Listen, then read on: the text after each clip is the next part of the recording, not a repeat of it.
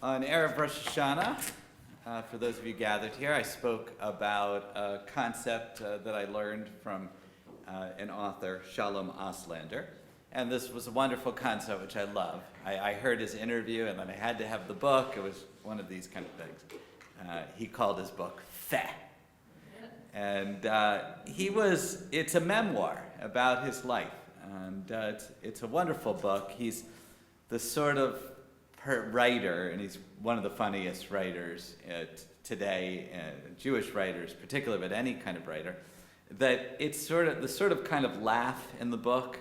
It also makes you want to cry because he's been through a lot of heartache and hard times. He was someone who just never really fit in growing up. He had a very difficult childhood in Muncie. Muncie is, for those of you, I think Cantor used to serve by Muncie. So. Yeah, right. Yeah. She told me some crazy stories for that place. She could fill you in one of these days. But 13 years over there. Yeah. My really good friend growing up, my friend Danny, he moved in that Muncie. He's in the modern Orthodox community. But it's kind of place, especially when Shalom Auslander was growing up. It was very, very Orthodox area. In his household, you had to kind of believe in a certain way. And he had a very strained relationship with his father. His older brother and his father were always fighting at the table. Some of you are familiar with this in your households growing up, maybe. His mother was like a little nebbishy, and he just never really had a lot of support. Plus, he really didn't fit in because he was, he's eccentric, I'll say, and he liked things a little differently. He just didn't fit into that black and white world that he grew up in. And so he always had something in him that just made him feel bad about himself. He's the kind of person, as he describes in his memoir, that, he just is always looking in the mirror and saying, "Feh," to his reflection. This is something, unfortunately, this is very prevalent in our society, but it's just that sense of like a limited self-worth. Often it comes from our childhoods, it's a very hard thing. Our psyche, our soul, our neshama is very fragile sometimes, particularly when we're young, and it can really impact us. I see a lot of my work here in community life is trying to help. We hold a container to help with that feh, because we can't replace what happened before, but we can create safe containers so that we can see each other and help each other, because we're going to feel that way. And Shalom Auslander was lucky enough really to find a loving partner, have children and a family that supported him and loved him. It's sort of about that kind of journey that he really had to go through as a human being. Not completely there, still, as you'll see if you ever read the book, you'll see he has a lot of really hard times and is very hard on himself.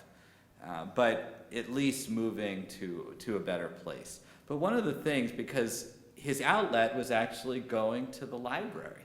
He went to the library and he opened up the books, especially coming from an Orthodox background where a lot of things were limited to him. There's a lot of censorship about what you're allowed to read. And so he'd go to the library, and he was in, Muncie, still in the New York City area, so you have kind of the free reign and go there, and he would just read and read and read and read. And so his outlet became writing.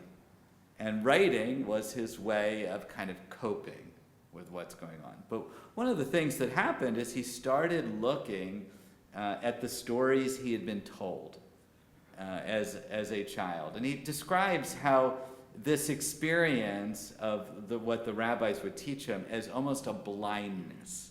Like it blinded him. Because they forced him kind of to see the world in only one way, these very narrow black and white that he really didn't fit into. And so when he would look at this, because he saw a world that was broken, that didn't really fit in, and he had these texts that just made him feel bad about himself. He would read these texts in a certain way. And one of the wonderful things in the book is he retells the stories the way he sees it. Now, some of the stories are a bit profane and, definitely sacrilegious. And he even addresses this in his book. God is going to get him, I guess, because he's so sacrilegious.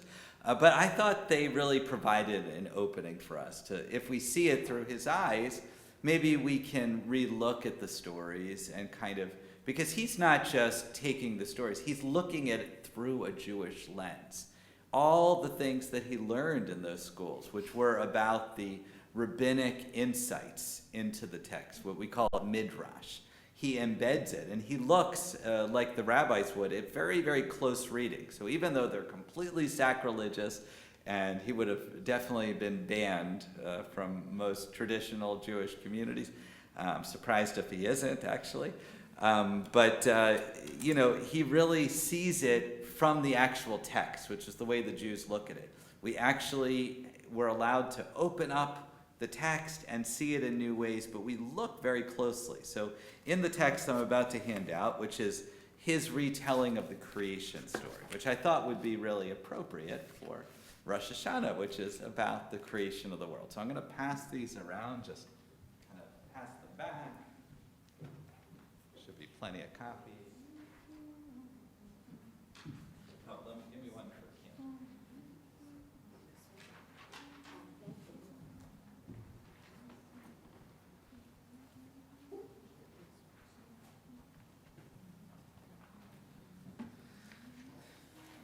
And remember, I told you it's a little sacrilegious, okay? And he titled the creation story, Feh. That's the entire, Feh, yuck, ick.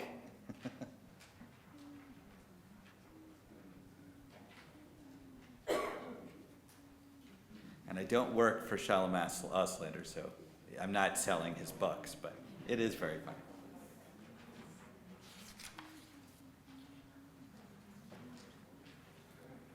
Once upon a time, there was a man named God. See, it's very sacrilegious from the beginning. Who was perfect and never wrong. One day, he created earth. He liked earth very much. He liked the land. He liked the sea. He liked the trees. He liked the grass. He liked the moon. He liked the stars. He liked the birds. And he liked the beasts.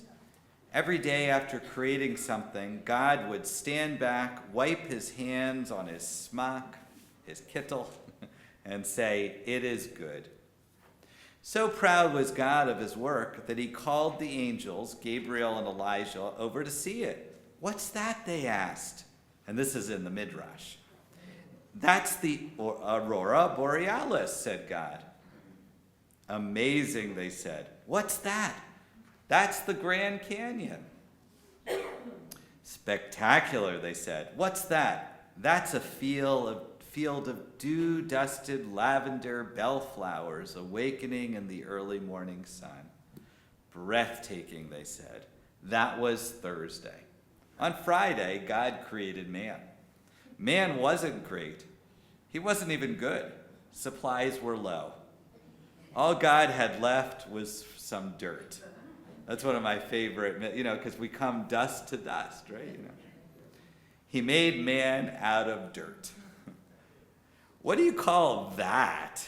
the angels asked, unable to hide their disdain for the hideous lumpen mass laid out on God's workbench.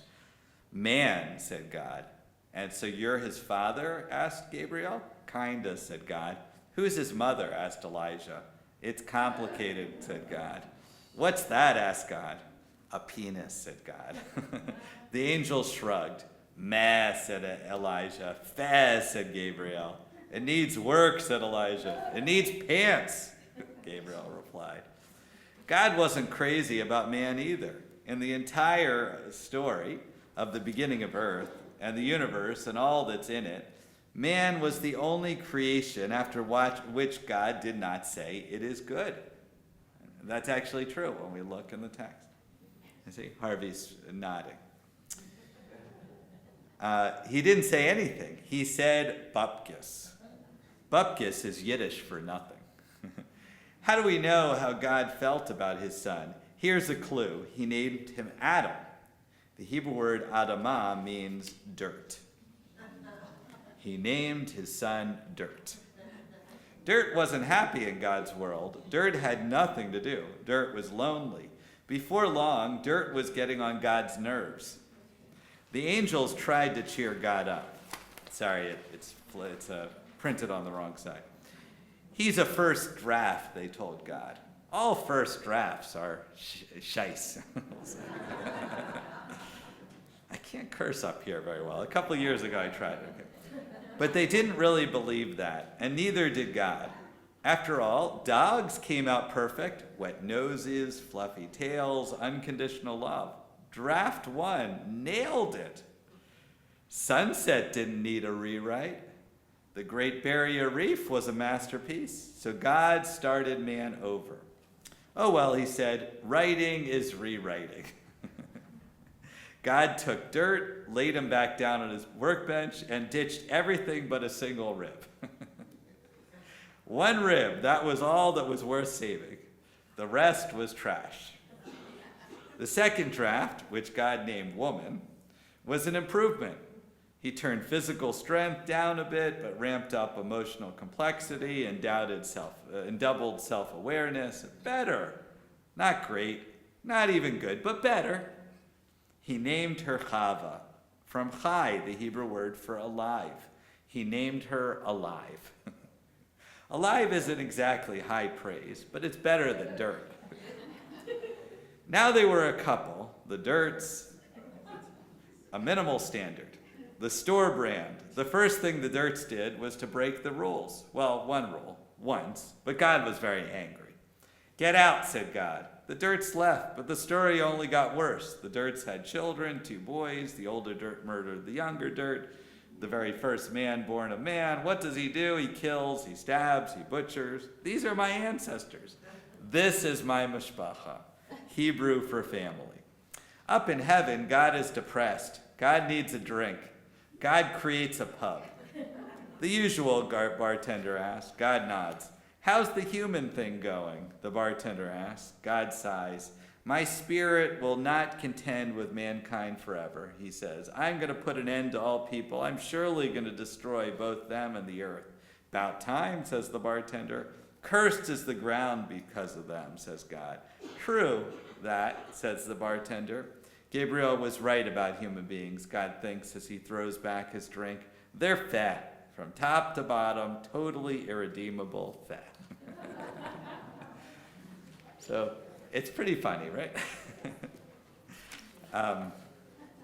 The amazing thing about it is it's actually sticks with the text in a remarkable way. There's all these little insights, including all the things at the end here, where these are the curses that God gives when they get kicked out of Adam and Eve, at the Garden of Eden, and that, all of these just kind of think cursed is the ground. That's one of the insults, the curses God gives to Adam. So it's really kind of like a new way to think about it. So I guess the kind of question is, first of all, what do we do if our stories are fat? And he especially points out like the news stories. You turn on the news today; it's a lot of fat. What do we do? What is the secret to finding joy? I think Shalom Auslander would say humor. It's humor. By laughing, we find kind of the joy. That's sort of the secret to kind of get us out of this kind of text. So now that you've heard it, why don't we hear some comments? This is Rosh Hashanah day. We're our second day. We're a little bit calmer here. Any responses? I'd love to hear your responses. What's your response to his? Yes. So. Oh, well, go read it. I'm only going to warn you. It only gets more profane along the way. Yeah.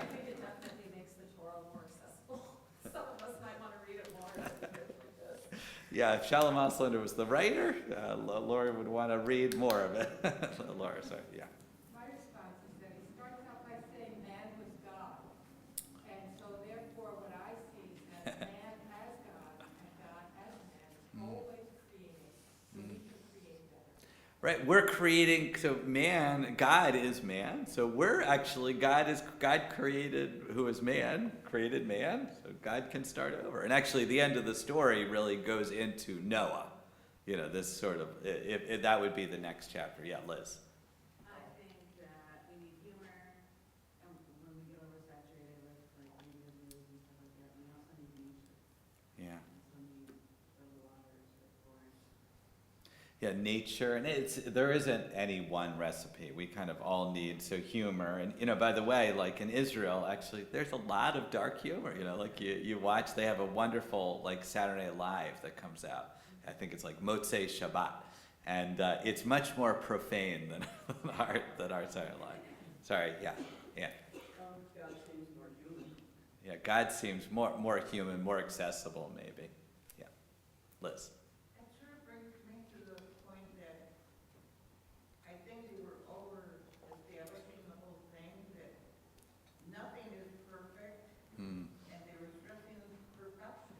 Mm. And I think that's a big reach, and nothing is perfect. Yeah, that's a very good point. Sometimes, especially we look at so Liz was saying that nothing is perfect, and we're expecting kind of perfection, especially when we look at our ancient texts. And I always smile because, I'm sure the authors, the people, because I know that's sacrilegious. I don't say it was from God. We, in the liberal world, we say it was human, maybe God inspired. But they saw mistakes. There was a lot of dirty humor. You look back at Shakespeare and all these things we revere. But it's a little like we just had to get a couple of cars, and you get a little scratch here, then you're upset. But after a while, you're like, that's the way it is. You got to live with whatever it is. That's nothing can be perfect. I think that's a wonderful way to conclude. And with that in mind, we're actually gonna look at the stories in Genesis. Maybe they will change in our mind. We're gonna turn